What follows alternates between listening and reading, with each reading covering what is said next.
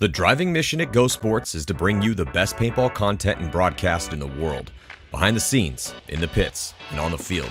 To continue this mission, we're rolling out a renovated website platform across the board with easier search functions and a more robust chat system for better interaction with your fellow fans. Dive farther into the game with a new integrated stats portal.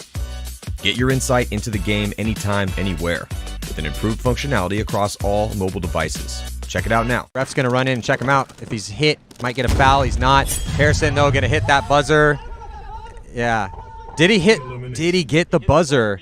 Okay, he did. He hit the buzzer. It looks like, from what I'm getting the nod from the referee. So he did hit the buzzer, but Chad got the kill, and that's going to still be 4 points for him. So that's essentially a bonus buzzer hit as far as the point is concerned. Was it bonus for? I think that was. Welcome to Go Sports Live. I'm Matty Marshall. Got Chad Bouchez here in the seat today. The Leopard King himself. We got a decent amount to discuss today. Obviously, his semifinal matchup against Harrison Frye is on deck here on the Ultimate Shootout. That will be going down Monday. Fred Berkley is already in the finals. We're going to see, is it going to be Harrison? Is it going to be Chad? We are going to be discussing the Ultimate Shootout today, the one that went down before, the one that's currently going on. Chad was in the one as well, too. Obviously, we've got to talk about Houston Heat, disappointing finish for Houston Heat here in 2020. And then we're going to be kind of going around and discussing some of the other things going on with some of these top teams here. Happy Friday, everybody. I hope everyone's getting ready for Christmas. Hope everyone's staying safe and staying sane. We are going to be bringing you guys as much content as we possibly can leading up to the Pro Exhibition, middle of January. Anyway, without any other further ado, Chad, Leopard King. How you doing, buddy? I'm feeling great. Just coming off a week ago was my birthday, and just enjoying the off season, enjoying all the little things going back and forth, and just excited about the Ultimate Shootout. That's right. We are both December babies. Well, happy belated birthday. You're 22 now, right? 21, 22, 23. I know 33. It's hard to tell, but I am actually I take daily naps, so I'm 34, but I got this little baby face that I'm very blessed with, so I'll take it. So we did a poll, and everyone wants you to grow a beard for 2021. What are you thinking? I think you should try it. Listen, I actually just shaved today, and my fiance, like when I walked downstairs, she's like, "What's on your face?" I'm like, What's wrong with this? This is my off-season beard. She's like, "Yeah, you look like white trash." And I was like, okay. So I got rid of it ASAP because I don't want her to shut down the muffin shop. So it works out. Hey, understandable. Okay, well, we got a decent amount of stuff to talk about today. Obviously, we got to talk about Ultimate Shootout. We got to talk about Houston Heat. Let's just dive right into Ultimate Shootout, since that's kind of the next thing that everyone's going to be able to see here. So we're looking at semifinal action at the current Ultimate Shootout. I want to talk to you about your performance in the Ultimate Shootout before. So we had the last one where you made it into the semifinals, currently where you're at right now again, but you lost to Cody Mckowski, who went on to win it. So I want to get your thoughts on that. But let's just talk about your opponent that everyone will be watching here on Monday. Characterize Harrison Frye for me. Obviously, we can't let anyone know what's happening, but obviously, a lot of people know Harrison Frye's got a little bit of paintball famous here the past couple seasons. And last week, I think it was either TJ or Matt. I think it was Matt, who's an Ultimate. So Matt Jackson just made the move to go to Impact. I want to get your thoughts on all that too. We can talk rumors. That's not a rumor. That's a fact. And then TJ went to X Factor. But I talked to Matt about this, and he didn't know what happened, and he picked Harrison against, in your guys' battle here. But characterize Harrison Frye, your opponent. He's actually a good mold for what pro paintballers want to do. He travels all the time. He's always putting himself in a position to be seen in the public's eye, which is good. He's got whatever he's got going on, and with his job, it allows him to travel and play paintball. And that's honestly, like, I can respect that, because the fact that he's still young and he's still a greenhorn in the professional sport of paintball.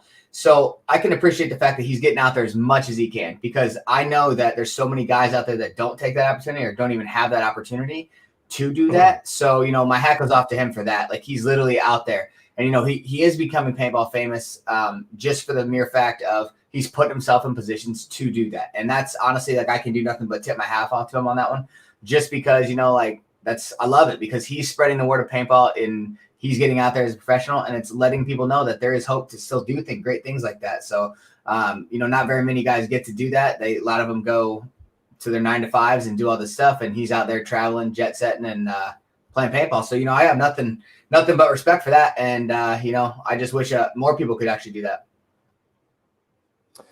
Well, it's a possibility. It's tough. And obviously the younger you are, and the more that if you have a trade, firefighter is a great job.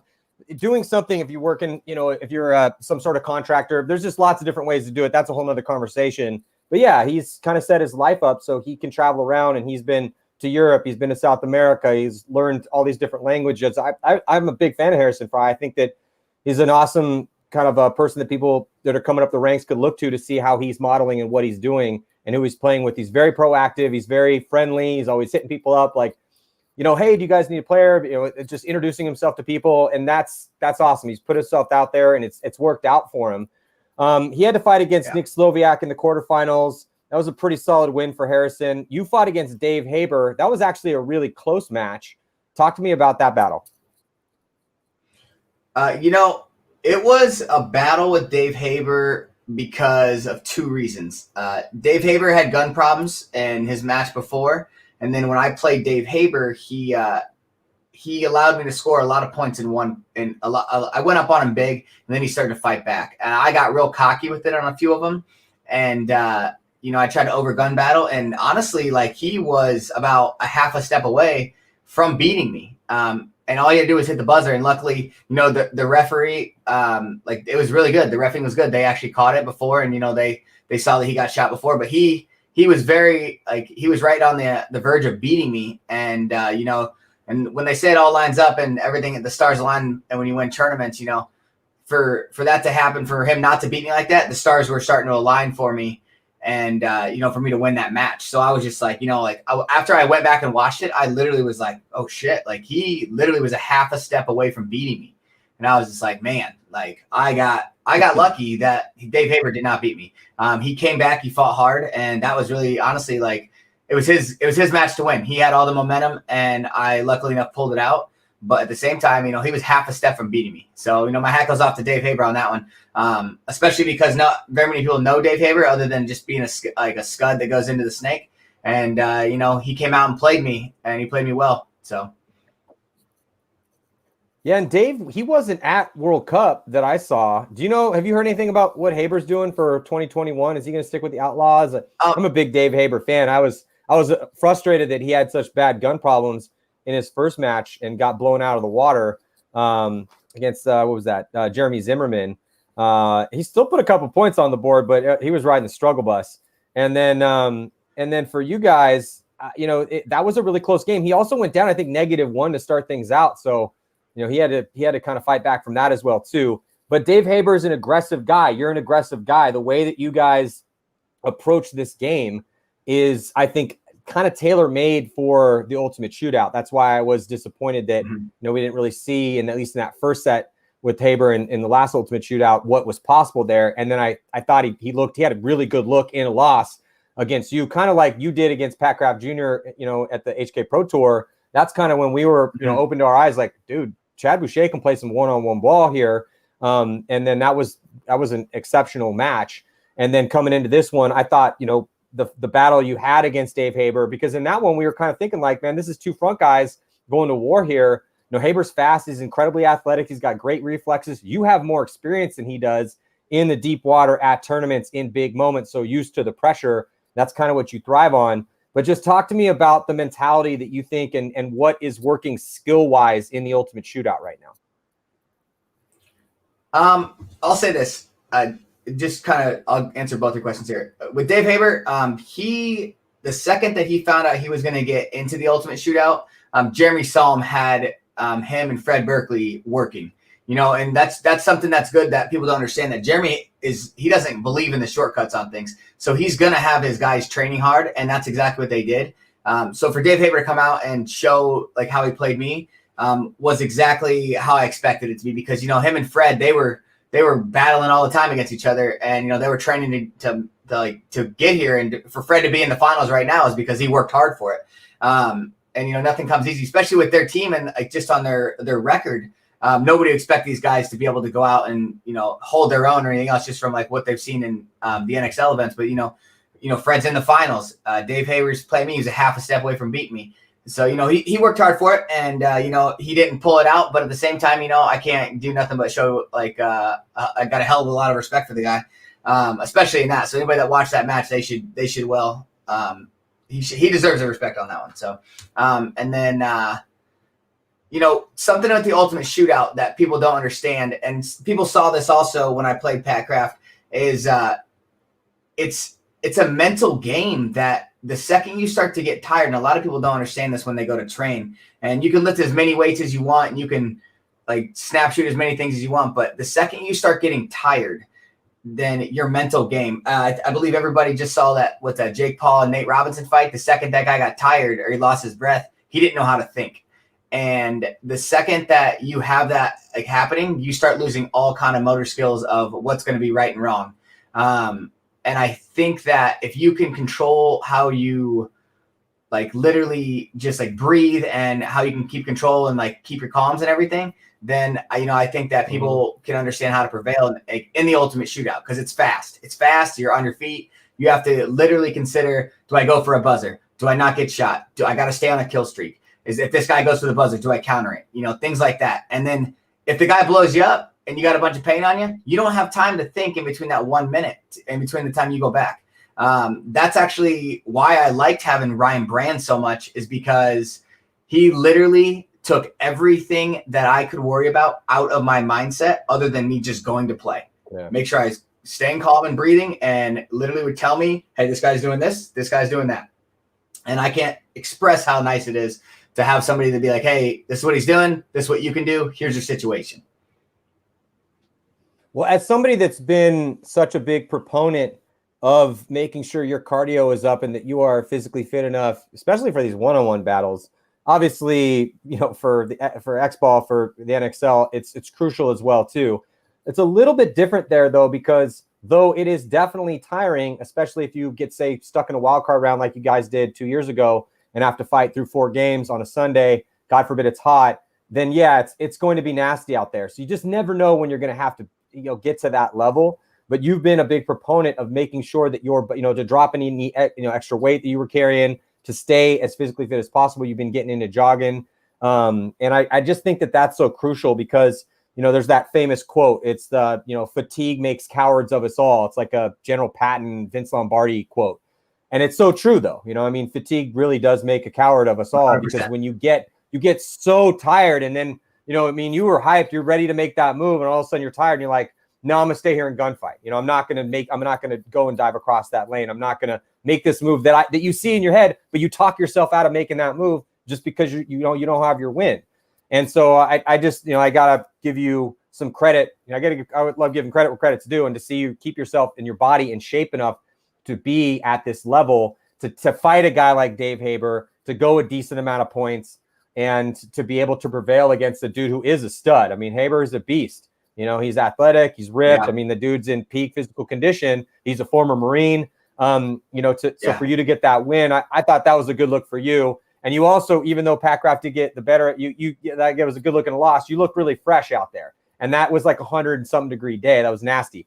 So I just think that's a good thing. Do you have any tips? Like, what's working for you fitness-wise, since you are obviously in good enough shape? I haven't really seen you get winded or tired in these situations. If you do, you're handling it well. What would you tell people out there to do right now? To be honest with you, and I'll say this over and over, other than just practicing, Ronnie Dohnan, he put me through a camp that he mentally, when he got himself ready to beat the shit out of Ryan Greenspan in his pro tour, how he did things for himself, he put me through the same camp that he put through himself. And, you know, he really broke me down. So then when the situation came about, so like when I'm going back and forth with points, like with Pat or even with Nick, and then Haber here, literally he just got me to, like, he just broke me down. I'd be on my knees and he's getting me back up. So Ronnie Dohnan really got me ready as far as like just like getting my ass kicked and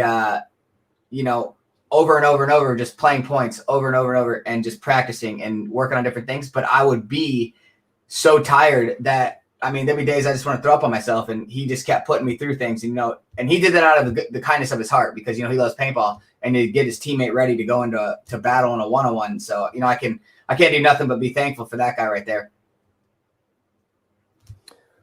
In the other side of the bracket, it was kind of an interesting story there with the seasoned veteran in Fred Berkley and then the rookie in Logan Dyer. That was a nasty game that went through a ton of different points. I thought that was a good look and a loss for Logan. And then it was just really cool to see Fred push his way into the finals. And that's, the winner of you and Harrison, that's who will be, who you guys will be battling. I was really happy to see Fred get into the finals because that's a guy that, playing on the Outlaws. And there's another question. Do you know, are the Outlaws going to keep Haber around for next year? Have you heard anything about that? I'm just kind of wondering because Outlaws have been picking guys up constantly cycling through. I think Haber's just focusing on work right now. I can't really speak for him, just from just briefly talking to Psalm about it before. But I know that Psalm believes in somebody who works hard for his program, and Haber's done everything for that. So, yeah, I mean, I don't see it. I think if Haber came back to Psalm and said, "Hey, I'm real life I can still do this stuff with real life as far as work and everything else goes," and that's something that's hard to do a lot of times, and I hope that he does come back and he's able to play in 2021. But I don't see him not being with the Outlaws. He honestly, just from the second he stepped onto the pro scene, Psalm utilized his strengths very well. And as far as making him a scud to go right into the snake and doing his thing. So, I hope to see more of him in 2021. Obviously he didn't get to finish out the season with them, but like I said, with real life shit, I mean, that's just part of the game, right? Yeah, for sure. And then so with Berkeley, I remember we were talking earlier on in the year. You're like, you got to get Fred Berkley on the show. And I was like, I'd love to get Fred on the show. Fred doesn't like to do a ton of interviews. We did have Fred on the show. Fred's a great guy, intelligent dude.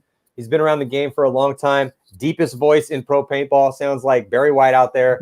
But yeah, Fred's a good dude. So I just thought it was really cool that he was able to fight through. He had to beat Jeremy Zimmerman. That was a good look for him, though. He put up a ton of points. And then played Logan Dyer, young, hungry rookie, trying to prove himself, kind of like we saw at a Baginski, in previous Ultimate Shootouts, a guy that kind of stepped up and made a name for himself, making it to the finals before he got taken down by Clint Johnson. And then Logan was trying to do the same thing. I mean, that was a battle. It went back and forth. Logan did end up putting up, I think, 15 points or something like that. Now, I think it actually got to 19. It was a battle back and forth, but then Fred ended up, squeaking out that victory. But it's just, again, with how much time that Fred Berkley has put in and how he has been Mr. Consistent for a team like the Outlaws that have been struggling for relevancy, to be relevant in the pro league and to make Sundays. I just think it's really cool that now he's going to have a chance to be in the finale to potentially get that, that $8,000. I think it is for first place at the finale, regardless, whether or not, you make it on, Harrison makes it on, whoever it is that makes it on, whatever happens to Fred, he's going to be their top two good into the finale. So I know you're a fan of Fred Berkley. So I just wanted to let you kind of talk about Fred for a little bit. Yeah. Fred, he's the longest running Outlaw player who's literally, I don't think he's missed an event. And, I like Fred because he goes out there and, he kind of reminds me of a guy that literally he gives it just as much as he takes it. You bonus ball him, he'll bonus ball you. He doesn't give up. There's no quit in him whatsoever. The reason why he's lasted so long on Psalm's team is because he's a fighter. And you have to be a fighter to play on Jeremy Psalm's team because Jeremy doesn't put up with any kind of bullshit. So if you're weak by any means or you're weak-minded, he's not going to put up with that. And Fred's been there the longest, so he knows. Fred's mentally strong. When he played Logan Dyer, it was good because, Logan, like you said, he had a great performance, but also did lose. And I feel for him because I've been there with Pat. But if anybody really recognizes and they watch Cody Mckowski and Fred Berkley play, Fred played Cody the best out of any of us in season 3. And, he played him the strongest. And I felt that, and I actually lost money on it to Cody's wife. So shout out Sam Mckowski for believing in her husband. But I had Fred Berkley there to beat Cody Mckowski. And That's just how much I believe in him. When I was willing to put money on him to play Cody and beat him. And Cody did win, and he won season 3. And but if everybody watches that match, he played him like it's not even like it doesn't ever change with his tone. It's always consistently like he wants it every single time. And I like that about Fred Berkley. He knows how to gunfight, and he knows that like it doesn't really seem like he ever runs out of breath, because I think he plays every single point that the Outlaws have, along with like these one-on-ones don't even affect him. So he's a monster. And it sucks because a lot of people, if they ever look down on him, they just don't know, because he doesn't get advertised as much and things like that. But that dude is a professional paintball player, and he's been there, and he deserves to be there. Yeah. No, I'm glad you brought up the Cody Mckowski, because that battle was one of the best Ultimate Shootout games that we have seen in the quarterfinals at Ultimate Shootout 3. Cody Mckowski versus Fred Berkley. So Fred got knocked out, and that was kind of one of those situations where, but I wanted to bring up Cody because Cody went on to win. So Cody went on to win that one. You lost to Cody. Fred Fred lost to Cody as well too. And then Cody went on to beat Harrison Frye, who made it to the semifinals. And Cody looked great, but Cody and Fred to me are very similar players. They play the same position on their teams, but I just, and I feel like they've been playing amazing paintball, especially the past couple seasons. They've always been good, but my God, Cody Mckowski has really transcended, man. I mean, he's elite right now. He's just continues to get better. And I don't think it really surprised anyone that he won the Ultimate Shootout number 3. But it was he's looking really good, man. He's looking really stout. And winning some, and in that Ultimate Shootout, he won some close games. You put up some points on Cody. The battle against Harrison was ridiculous. I mean, he had 3 very close matches, but it is kind of interesting. So now Fred makes it to the finals. Cody won the last one, and they are very, very similar players that, and this is the look at the replay there is, put up that big lead on you. But you ended up coming back a little bit here. It was hard for him to close on you. But I just think it's really cool. And this is one of the things about the Ultimate Shootout I think is special. It's just you, man. You don't get any help from your team. Yeah, you can have a coach, but that's it. It is just you versus your opponent into the deep water. And it could be a really, really, really long game with a ton of rounds played. So you could get super fatigued, and there is no one there to help you, no one there to hurt you. And I think it's really cool that guys like Mark Baginski, the Iceman, guys like Fred Berkley, guys like Cody Mckowski, I think guys that deserve respect are out here kind of, I wouldn't say that Cody's making a name for himself because he's been around for a long time, but guys like Fred are just underrated. A guy like Mark Baginski, no one had even heard about in 2020 until we had the Ultimate Shootout. And he really made a name for himself there. So I just think it's a really cool thing. Obviously, we're going to continue to do this. I'll send my challenge out to all the pro players, and the up and coming guys that want to be pro. If you want to get in, hit me up. There's money at stake. I think it's $8,000 for first place at the finale. And the more we grow this, the more money we can go into the pot. So that's what's possible. Yeah. And I'll add to that too. I'm going to add to that too. With the Ultimate Shootout, it really gives you a chance to put yourself on a platform. You want to be noticed as a divisional player. And I've noticed a few guys went out there and played already and showcased it. And then the last winner of the last semis, or like the semi-professional one was or the amateur was Jackson Frye. And then he played his teammate. And, they were like, hey, you know what? And I've trained with Jackson, and Jackson's kicked the shit out of me a few times now. And literally, but you know what it is? When you see those guys winning like that, they literally are showing that, hey, we're here we want to play pro, and we're right there. They're chomping at the bits. So any kid that wants that opportunity, look what these guys are doing. They're going out there and they're putting themselves on a platform. And it's not easy playing one-on-one, and especially in this format, because there's no time limit. It's about who makes that score. But so if kids want to prevail and show what they got, there's no excuses. You need to get yourself signed up to play, because right now this is an opportunity that nobody realizes is a great opportunity to be shown. This wasn't around when I was trying to come up and everything else. It was, you went to a big tryout and then hopefully you were noticed. So this is an opportunity that, that is great that the Ultimate Shootout gives people, and kids have to realize opportunities are very, very small these days. And if you have that opportunity, take it. Same with the pro players. There's a lot of guys out there that are real good at one-on-ones. And sometimes, like you said, you have a lot of underrated guys. Fred's underrated. But you know what? He's not scared to show that, hey, I'm here to play professional paintball, and I'm just not scared of it. So it's like, especially when I got the phone call to do it, I was like, oh yeah, I want in this. You know, I want to show exactly like what I'm made of, and yeah. So, but I think that's kind of crucial because, you know, pro player that says he's pro should want to play this. I agree with you, especially if there's some money to win. It's like there's not a lot of time. Yeah, I understand you got to get into first and second, but there's not a lot of opportunities to win. I have to check. I think it's either $7 or $8 grand for first place. I think it's maybe 7 for first, 2 for second, and then $1 grand for third. Total $10,000. Anyway, there's a shit ton of money for first place at the finale. So let's see who's gonna get it. You just got to get into one. You got to get into the first or second. Just got to get into the finals at Ultimate Shootout, and then you get into the finale. But yeah, no, I'm stoked on this too, man. It's one of the whole reasons we did it. Is that I feel like one-on-one is one of those things that the game is special. Paintball is very unique. You can play it one-on-one. You can play it 3,000 on 3,000, and in all of its different variations and all of its different possible combinations of styles, of rule sets, and of personnel. And I just think this is a big opportunity for, like you said, like we've been talking about, up and coming guys. You're not up and coming, but I just think it's really cool because a lot of guys don't want to play this because they have a lot to lose. But guys like you decided to step up and be fearless and go, you know what? Who gives a shit, man? Yeah, I'm on Houston Heat. I've won world championships, but I'm still out here trying to prove myself because, whether it's tomorrow when somebody blows a knee out or 10 years ago when you're just too old and your reflexes go, at some point you can't do this anymore. At some point, that's it. Absolutely. The game, it's over for you. All you have left is the memories in the bank. That is it. That's all that's left at the end of the day. This really is, again, it's you versus you. All these that's why I say thank your enemies, because you don't know how good you're going to be without the enemies. If you don't have somebody that's badass across the field from you, then you have no idea how good you can be.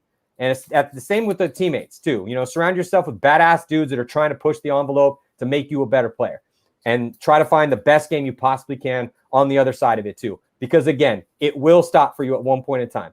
At a certain point, you will not be able to play paintball anymore, and you will regret not leaving all that shit out there on the field and taking big bites and trying to be a hero, because you'll be like, oh, I could have done that, or could have played this, or maybe if I'd driven, I was kind of, I didn't want to make that 4-hour drive to the tryout. There's a lot of tryouts going on right now. AC Dallas is going to be picking up players. They're losing some big names. There's opportunities there. I just got an email from Kyle Berry from the ML Kings. They're going to be having tryouts. We are going to be seeing a changing in the guard. I don't know when it's going to happen, but it happens all the time. Dynasty just finished their 20th anniversary year, coming off a high, winning the World Cup. Their core dudes are in their mid-30s. And you look at a guy like Shane Howe, a guy like Mark Johnson. I mean, these dudes are in their early 40s, mid-40s, some of them, and still playing very well. So how long can people do it? I mean, obviously, how long do your joints keep working? How long do the reflexes work? But at what level does that, at what level does, but the point is, time comes for us all. It will end eventually, and then it's next man up. Yeah. So who is that next man going to be? Who is that next person going to be to step up? So, that's actually funny. Sorry for the little rant.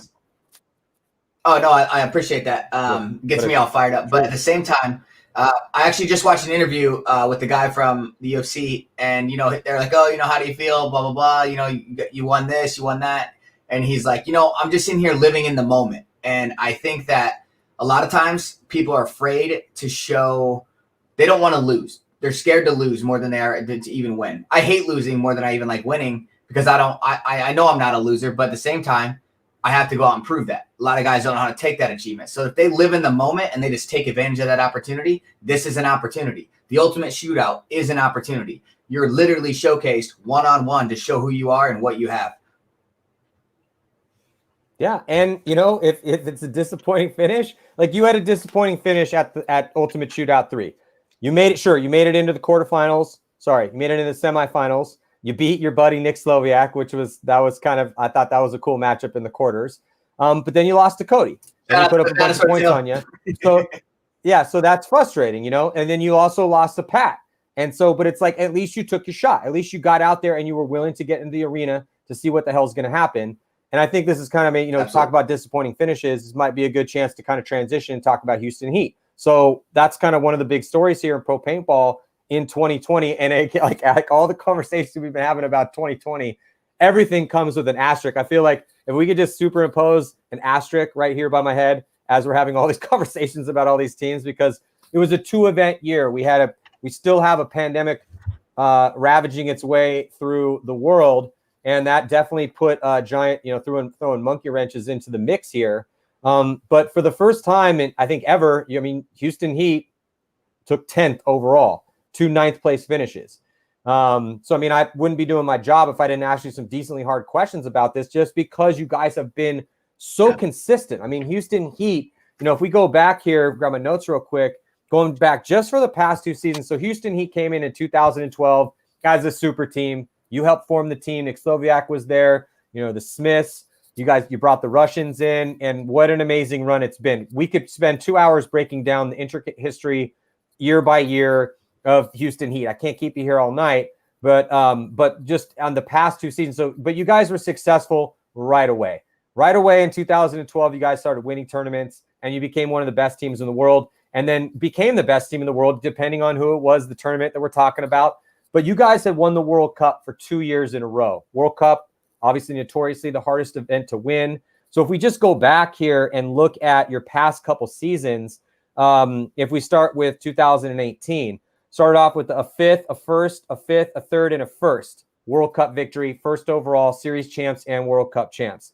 That's incredibly hard to do. It rarely ever happens. It's a very unique and special accolade that you guys earned. Then next year, in 2019, a 2nd, a 4th, a 5th, a 3rd, and then you guys won your first big event, at least in the United States, and you pulled off another, hardest event to win, World Cup. You did it again, 2 years in a row, 3rd place overall, and really close in the overall rankings, as it was 886, 883, Russians and X Factor, incredibly close, and you guys are at 870. So that's a hell of a 2-year run, just from 2008 to 2019. I'm sorry, 2018, 2019.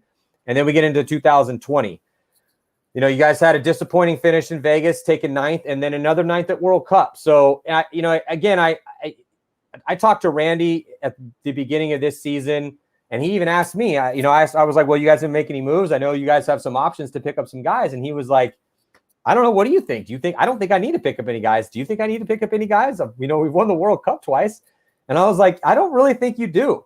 And so I don't know if it's a personnel thing, but I got to ask you, is that something? Let's start there. Let's start with personnel, and then we'll go to coaching and, all the other intangibles, just because that's the big question. It's like with what I just read off and how amazing you guys have been and how consistent too. Because, talking to you, talking to Ronnie, talking to, Ryan and Sam and everyone's always about like, dude, we don't care if we're super consistent. We just want to win tournaments. That's what Houston Heat's about. Yeah. But you guys had a 2-year run where you guys were incredibly consistent. The worst finish that you had was 5th place for 2 years in a row. And you had 3 fifth places and 3 wins and 2 seconds. That's nasty. That's a crazy 2-year run, 10 tournament run. Insane.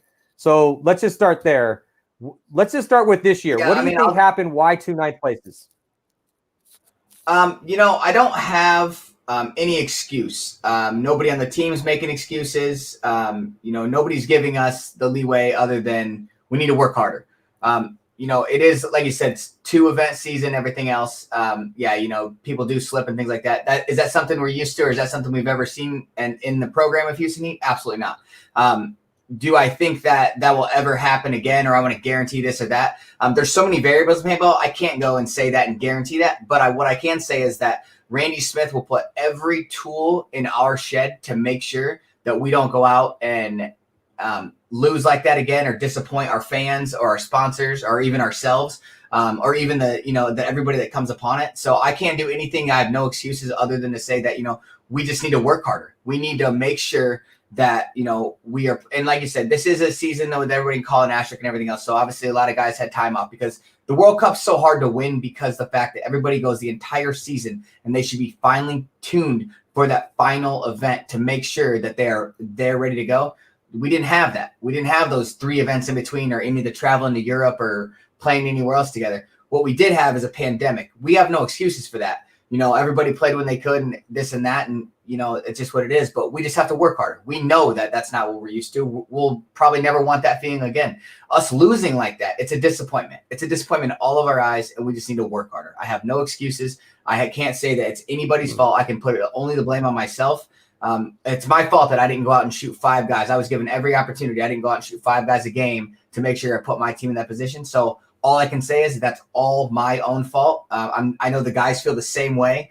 They take the same responsibility upon themselves. And I mean, everybody just has to look in the mirror. We have to all know that we all can work harder. We all know that we can, put ourselves in a better position, like only by working harder. So that's my only response to that is, yeah, it's a shitty finish on behalf of the Houston Heat program and even my teammates. It's nothing that we ever want to sell like again, but at the same time, like I said, there's a lot of variables, but we will do everything in our power not to have that ever come about again.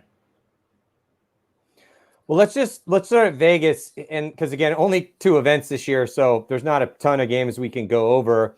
But if we just like start with Vegas, then we'll go to World Cup. Again, Houston Heat, man, you guys have a ton of fans. I'm a fan. I love watching Houston play. Why? Because you guys you're reckless. You play aggressive.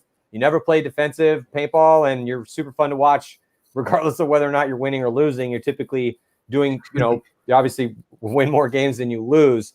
But if we go back to Vegas, started out really well for you guys. You mercy ruled Uprising, didn't even let them put a point on the board. And then you beat the brakes off AC Diesel. And that, AC Diesel obviously had a great story. I wanted, obviously, before I let you go, after we just finish our discussion with Heat, because I got to throw some decent, hard questions at you. We got to talk personnel. We got to talk about some stuff. We just want to set the stage a bit. But I do want to get your thoughts on some of the better stories that we had at World Cup. Diesel is one of those stories. But you guys beat the brakes off of them 8-3 at the first event, at their first event pro. And then you guys had a really close.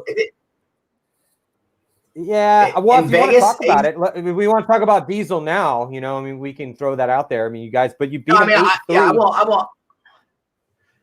Yeah, but it just didn't feel like that in Vegas. I could tell, and I get it, that's a rookie team that came in or whatnot, but some of those guys are studs. Like you said, Clint Johnson is a stud. Not rookie Bouchez is a stud. Yeah, and you know what? They came from a program that kind of spins off of, at one point, AC Dallas. No longer are they obviously associated with each other, other than Greg Pauly being in between. But they work hard, and they showed it. They showed when they went to Vegas that they will work hard as a rookie team going into Vegas, and then they showed that at World Cup that they didn't stop practicing in this quarantine, and they were coming out to prove something. They were coming to kick somebody in the face, and whoever got in their way, they were going to do it. They don't have guys with names other than Clint Johnson. And then obviously just from the Ultimate Shootout, learning who Bouchez is. Well, Diesel, just real quick. So Diesel, newer team for a lot of fans have been watching for a while, but man, that's, Clint Johnson, we know how good he is, obviously. Nate Roberts helped start the AC Dallas group or team. And then Mark Bouchez, we know how good he is now, but he's a rookie. Mark Johnson, longtime player there. Cam McCarty played his ass off at World Cup. Austin Beatty, he's, BKI guy coming up the ranks, Team USA dude. Sean Salcedo's been around for a while. Jeremy Zimmerman's a hardcore Texas baller from back in the day. And then Ben Challenger, who's bounced around and been on a bunch of teams. That's a pretty stud roster, man. That's why I'm wondering how good Diesel will be next year. And I think that they got a chance to be top 10 for sure next year. I make some Sundays on a regular basis. Yeah, I just feel like, they and I'm not sitting here going to stroke them off because, they haven't done anything to be other than coming in as a rookie team. But I'll just say this. They work hard, and, with Greg Pauly overseeing some things that they've done with having Cam McCarty, Clint Johnson, Nate Roberts, those guys are no push. Like, when a push comes to shove, they're going to shove back. And, they just proved that they wanted a lot at World Cup. They wanted to show who they were in Vegas, and they wanted a lot more than some teams that showed up and just kept bumping their gums and didn't do shit. I'm just talking about just even making it into Sunday. But I was pretty proud of them for coming out. That we practiced them with X Factor. They drove it I think 4 or 5 hours over to San Antonio just to play us at X Factor. And you know what? They held their own, and all they did is they kept their mouth shut and they learned. They didn't think they were anybody because they're in a pro division, but they just kept learning. Losing is learning, and then they took advantage of that. So I'll say that good for them. They got a lot of good heads on the team, and I expect to see them on Sunday. And that's all I will say about that. They had 3 Mercy Rule wins. They went 4-0, undefeated in the prelims at World Cup. They had 3 Mercy Rule wins, and then they also beat AC Dallas by 1 point. That's a nasty, nasty prelims if you go through and Mercy Rule the other 3 teams and then beat AC Dallas. And then they go on and lose by 1 point in a very low-scoring match, 3-2, against Tampa Bay Damage in the semifinals. So that's a pretty ridiculous, obviously better. They wanted to do better than that, but that's still a really good World Cup. But that's how difficult it is out here. Okay, but so then with Vegas, because you and I could be breaking AC, and we're going to have some AC Diesel guys come on, but we got to move on a little bit. We will be talking with some AC Diesel players as we move our way here towards the 2021 season. It is definitely an emerging story, and I do think they are a team on the rise. Then you guys barely beat DMG, but then you got just whooped by Impact 8-2. That was a pretty nasty loss for you guys. Then you guys go on and play Revo in the wild card round, and you lose by 1. Very close match against Revo. That's a team where, they've been top 4 before, and if Revo, we're gonna have Henry Sense come on here as well too to discuss this. But Revo, I would like to get your thoughts on this. Revo's a team that I feel like if every dude on that team bought in, trained, showed up early, stayed late, worked out, did snap shooting drills, situational awareness drills, and they got all their starting 7 dudes to every single tournament and every practice, I feel like they'd have a decent chance to potentially win a tournament if they could do that. But they're always missing Dan, they're always missing Dan Zaleski or missing this guy or missing that guy, mostly Dan. We're missing 3 of them. They didn't have Drula, they didn't have Max, and they didn't have Dan at World Cup, and they still did pretty decent. But what are your thoughts on Revo? Other than them kicking the shit out of us on Sunday at World Cup, like you said, they literally they have so much potential to be there. But you know what? They might show that much potential, and they just came out and beat Houston Heat. But that didn't get in their heads. They had to go play another one. But in Vegas, they had a good showing as well. So they're on the cups of doing things that a lot of teams don't even understand how to do.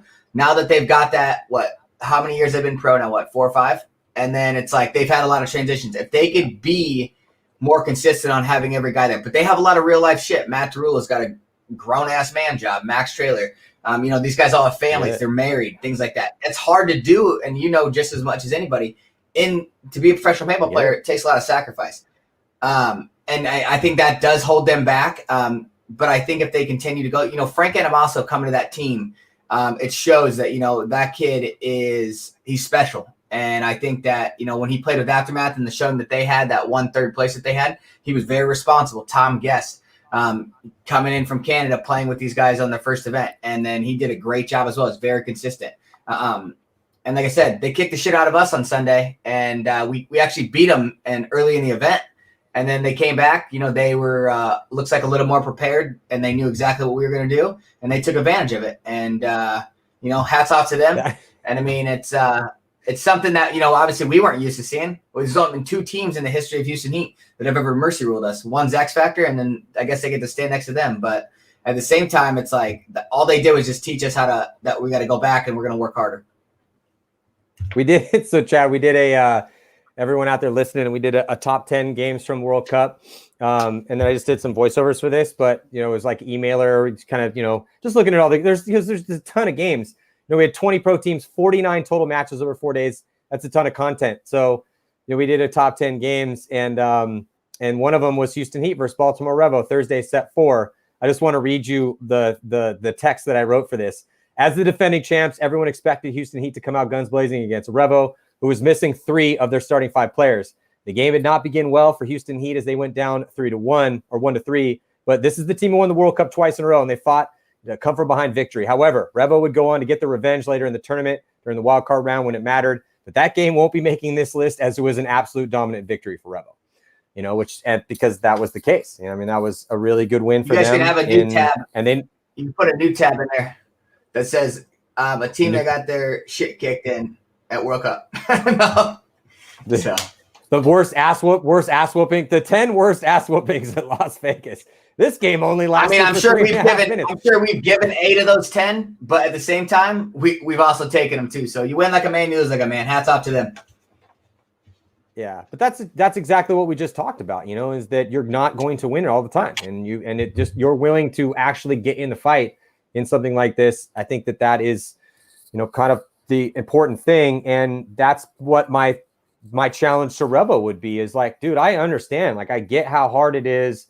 I know how relationships can get ruined from paintball. This is a very difficult thing to involve in, regular life, kids, job. But, this does end. That team will not be around forever. The guys they have on that team currently on Revo, that's a special mix of players, man. That's a team that really could win a tournament.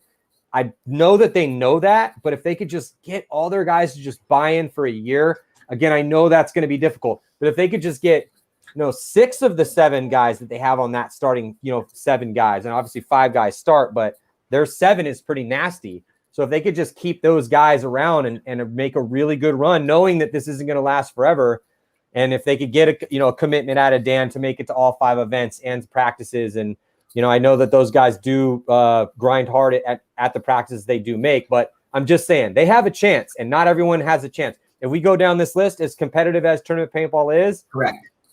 Not all these 20 teams have a chance to win, man. Yeah, sure, outside chance in hell potentially. Yeah, who knows? There's always a chance. If you're in the fight, you got a chance. But I mean, realistically, these lower ranked teams don't really have the biggest chance at all to win a tournament. Make Sunday, maybe, like outside chance to make Sunday, but then some crazy stuff has to happen. But Revo, crazy things do not have to happen for Revo. If they can beat Houston Heat, at 2 times on Sunday in the only 2 events that we have, and beat you guys convincingly like they did without having 3 of their starters, Jesus Christ, that's a team that could win a tournament. So if I'm one of those guys and I'm committed, I'm probably getting a little frustrated because I know what's possible. Anyway, I just wanted to get your thoughts on Revo, seeing that you guys had so much history with them this year. Yeah, no, I mean, they're right there, like you said. They're right there. They seem like they're making the moves in the right direction. And a lot of times with paintball, the things have to align. And, I mean, like you said, Dynasty's been there for 20 years, and they know they're a perfect example. Things have to align. And, so let's hopefully it's not against us in the finals someday, but at the same time, let's hope we see them in the finals to actually see what they're made of. Before we go any further, I just want to throw these questions at you now. Are you guys and you obviously, you don't have to tell me if you can't talk about it, but are you guys making any moves for 2021? Are you working on any players currently? Do you have any news to break? If you don't, I totally understand. If you don't want to talk about it, I totally understand, but I got to ask you at least. No, I understand that, and I appreciate that. It's actually nice because everybody always wants to know what Houston needs to do, and we haven't made a move in 4 years. I'll say this. Randy Smith doesn't like losing, and he makes sure that the team that he puts in each year is prepared and given all the tools to win tournaments. So, I mean, that's how I'll just leave it at that. And, he believes in the guys that are on this team. We've shown him that we can win. He's shown us that he stood behind us. He takes care of us left and right. And I don't think that, it's on everybody that's on this roster right now. And, I don't think he wants to break any hearts or do anything like that. But at the same time, he wants to make sure we win. So at the same time, we'll see what he has to do. So I know nothing as of right now. All I know is that Randy Smith wants Houston Heat to win just as much as we all want to win for Randy Smith. So,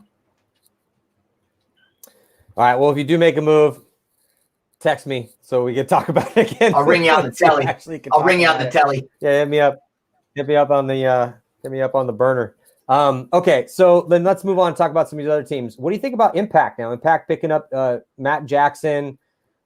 We know Impact is not scared to make moves. We don't know with the pandemic how long things are going to go with the Canadians. If this pandemic continues to go the way that it is, we could foreseeably be in a situation where if they have to quarantine coming back into Canada again, if the numbers are still high, they might be down the Canadians again heading into the first event. If that first event even happens, I have no idea. No one really knows yet. But Impact's one of the first to make a move along with San Antonio X Factor, but starting to eat away at the starting line at AC Dallas. We were wondering how long that AC Dallas line was going to be able to stay together without winning a tournament and moving up to that next level, because that, how it is. that's kind of the situation. It's like if you get to a certain level and you can't get to the top tier, make no mistake, AC Dallas is top tier. You don't get to the finals 4 times and not be a top tier team. They took 4th place 2 years in a row, 2018, 2019, ranked 4th overall. Again, 4 finals appearances, but no wins. So that's kind of the situation. We had Matt to talk about that, and that's kind of what he was saying. It was like so frustrating over time. And finally, he was like, you know what, man, Dave Baines is not going to be calling me forever saying, hey, do you want to get paid to get on this team? And he knows that Impact's going to be hungry for wins next year because they've also been they went to the top, they were dominating, and then I didn't say they didn't fall off, but then other teams stepped up, and now it's been kind of, but it's been, was it Vegas 2 years ago? So Impact appears to potentially be loading up. What do you think? I'll say this. Dave Baines and Bart Yakimak are playing chess, not checkers. They're not dumb about their moves. They have very, very good paintball players. Justin Rabikoff, Alex Goldman, Brennan Cornell, taking Alex Rodriguez from the Ironman. Alex Rodriguez just showed that he's an MVP elite player, and then they take him from the Ironman, put him on their team. Nick Laval, literally, like you're talking about, that's just a roster right there. And like I said, they're playing chess, not checkers. They're there to win, and then they don't care who gets in their way or what they have to do. They want to win, and I can respect that. I have nothing negative to say about that other than the fact that they want to win. Does it suck for a lot of teams that get their players cherry-picked? It does. AC Dallas just got Matt Jackson, who is a stud, who just sat there. I don't know how he'll play in their program because Matt Jackson plays every single point on AC Dallas. He's a good player. He's shown that he deserves to be out there every single point. Does Impact play like that? Absolutely not. I've seen Alex Goldman sit in tournaments that I didn't even think he should have sat in, where Keith Brown has sat when he played on that team. And it's hard because you're not going to be that guy every single time. And we'll see what he does with that. Let's see what kind of player he is when he doesn't get 40, 50 spins to become that MVP run.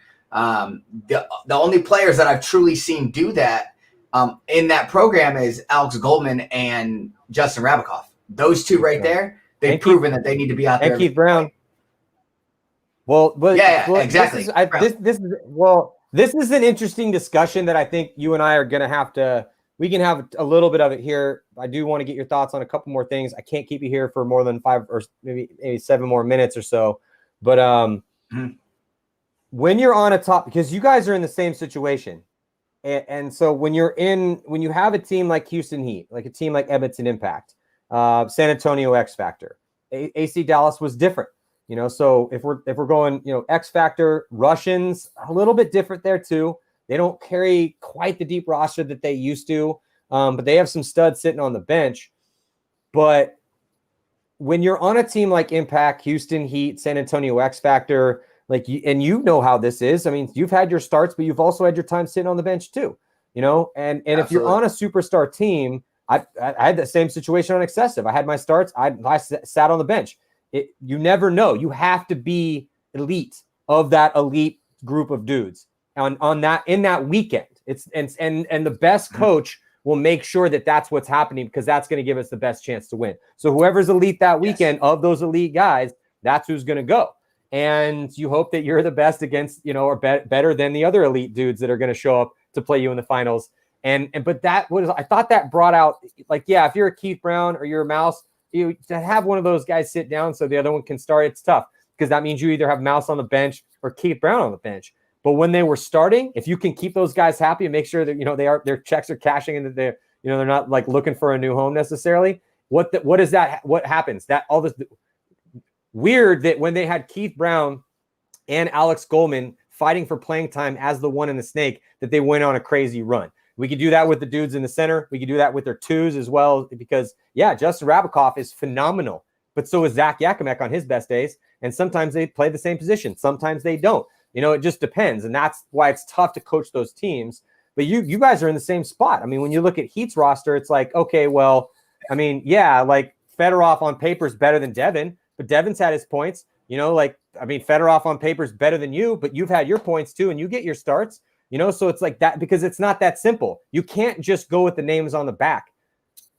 that's not how paintball works, because sometimes those guys are out there playing catch and getting shot off the break too much or losing stupid, silly gunfights because they're making, moves that you never know. That's the thing. It's like Oliver Lang is one of the greatest players to ever walk the earth, the greatest depending on who you talk to.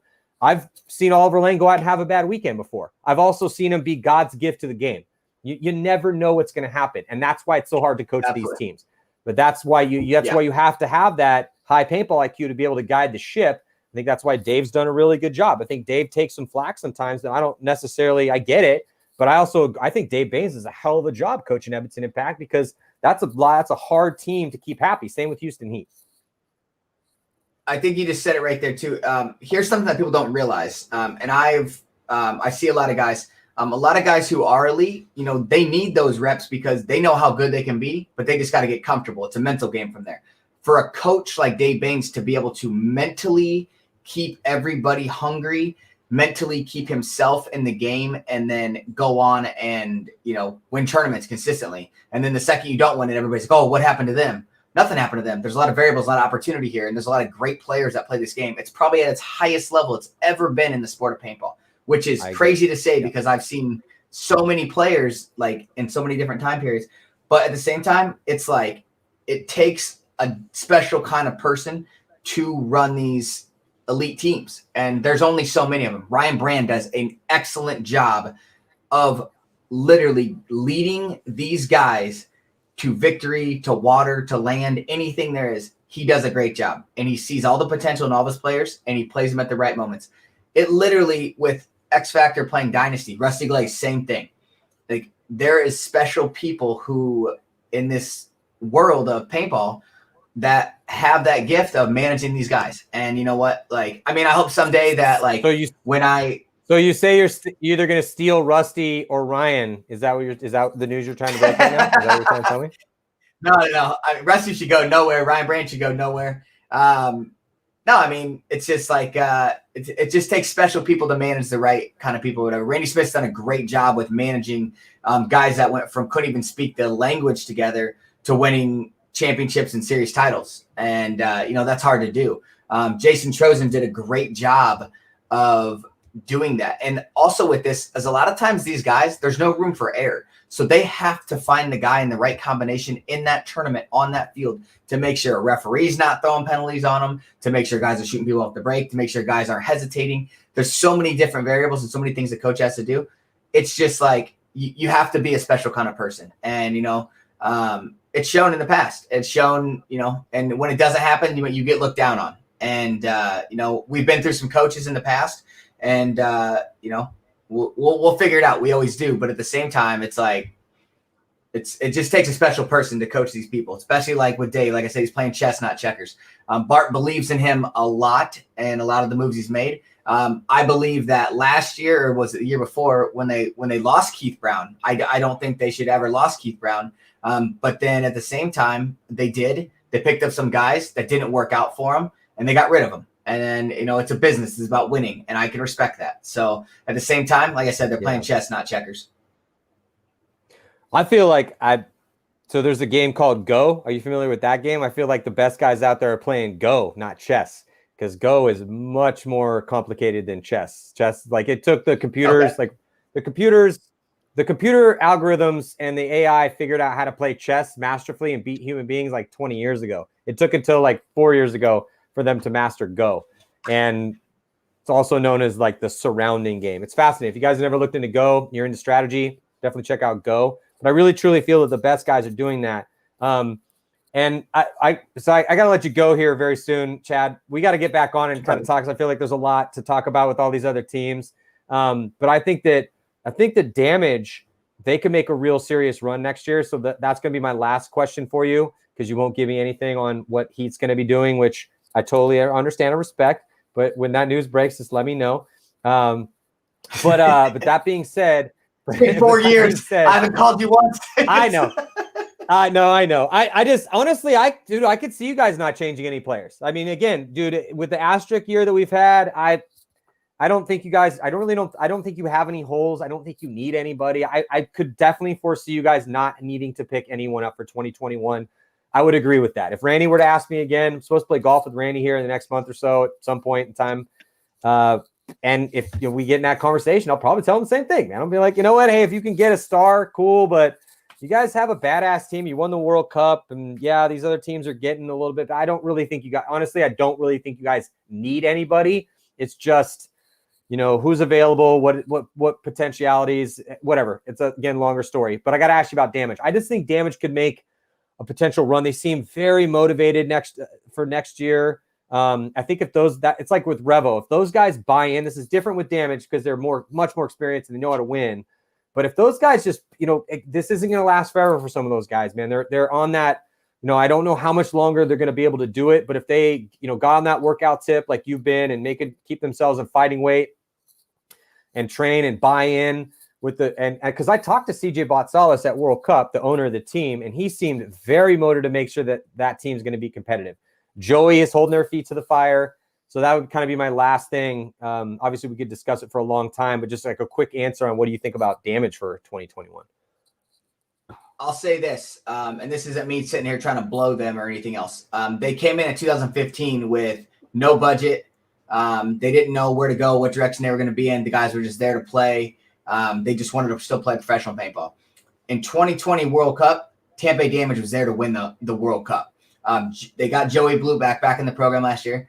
That guy, and I've actually said things and I've told Mutiny that they didn't need that guy. That guy will turn a team around. He is brutally honest with you, but the honesty helps. It helps people like literally take accountability for becoming a better player. He'll tell you right then and there, hey, you're sucking. Sit down. Think about it, and you got to do nothing but respect that. My hat goes off to Joey Blue, Jason Edwards, and Jacob Edwards. Two beast players that literally are all about paintball. When you put the definition with paintball, you got to put those guys in there because that's their lives. Like that's what they do. They have Brad McCurley, which was a smart move on their part. He lives in Florida. He's right there. Like the dude, that's a stud. Like you want to talk about a guy that not that many people talk about. Look what happened with AC Dallas once he left. They were like nobody feared them. Brad put them over the edge. And then Tampa Bay Damage comes in, they take care of him, and it worked out for him. And I think that Brad and Tampa Bay Damage are going to be in the finals a lot sooner than people think. Brian Smith's a stud. Keith Brown, like that's not even like we don't even need to discuss that guy. Sexual Chocolate's got it going all day long. And the thing is like those guys are all motivated to play. They've all been playing together so long. Looked like for a little while there they lost motivation. But they have it back. They have that fire, and, I'm excited to see what they have to do. We haven't run into them in 2 years, so I can't really tell you what their playing style is other than just watching them. So it's crazy, but at the same time, it's like, they got something special going on. And Joey Blue is a big responsibility of it. Brad McCurley being there is going to help push them over. Keith Brown, them bringing Keith Brown back, they knew what they were missing. They brought their boy back home. I can respect the shit out of that. And, I feel like Jacob, when I was watching Jacob at World Cup, he looked like he was just having some fun. He feeds into the crowd. He punks people out. He talks shit. I love everything about it. So, yeah, I got nothing but a hell of love for those guys. And, I think we're going to see them in the finals. I do too. It would not shock me at all if Damage won an event next year. I really think they got a shot. I'm a big fan. We're gonna have at least one of the Damage guys on before we get to 2021. But yeah, we're gonna have Henry Sense of Revo come on here pretty soon. We're gonna have Kyle Berry from the ML Kings. We got a lot more shows coming at you. Chad, thank you so much. But yeah, definitely guys tune in to the battle. It's about to go down here on Monday night. It's gonna be Chad Bouchez taking on Harris and Frye in the semifinals, the Ultimate Shootout. Winner will be moving on to take on Fred Berkley, I guess. And then also mark your calendars for the Pro Paintball exhibition, January 15th through the 17th. Going to be down in Florida for that.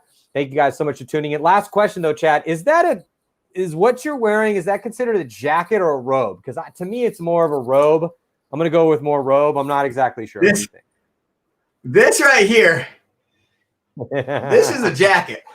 This right here. I'm streaming this thing. You also put walking around the house. You put a shirt on. You didn't have a shirt on before. I thought you were gonna come no shirt. I had to do it for the boys. I had to do it for the boys on the West Coast. They really take care of me, so I had to show them some love. You know what I'm saying? No, actually, I want to shout out Hey, HK for always taking care of us, and DLX. They literally, I don't care what anybody says, the Lux is the best gun on the planet. You can DM me and tell me why I'm wrong, but I really don't care what you have to say. I believe that Lux is the best. HK Army is literally like one of the most elite sponsors to have. Those guys show us mad love. They take care of us. I'm on the phone with them all the time. They do nothing but show me love. So shout out to them and the Smith family. Mama D and Randy, Nana. Love those guys, and I wouldn't be anywhere without them. So mad love to them. And shout out to my beautiful fiance for dealing with me and walking around in this coat. So God bless her, and definitely, man. Big fan of HK and the whole Smith family too. They are paintball patrons through and through for sure. Anyway, Chad, thank you so much for sitting down with me. Really appreciate it. Probably gonna have to check in with you again too, as you definitely are locked in behind the scenes with everything that's going on with some of these teams as we head to 2020. But we got to see what happens with the Ultimate Shootout first. Anyway, thank you guys so much for tuning in. Definitely tune in Monday for the Ultimate Shootout with Chad's battle against Harrison. And stay tuned for more content coming at you here from Go Sports. I'm Matty Marshall. I'll see you guys next time.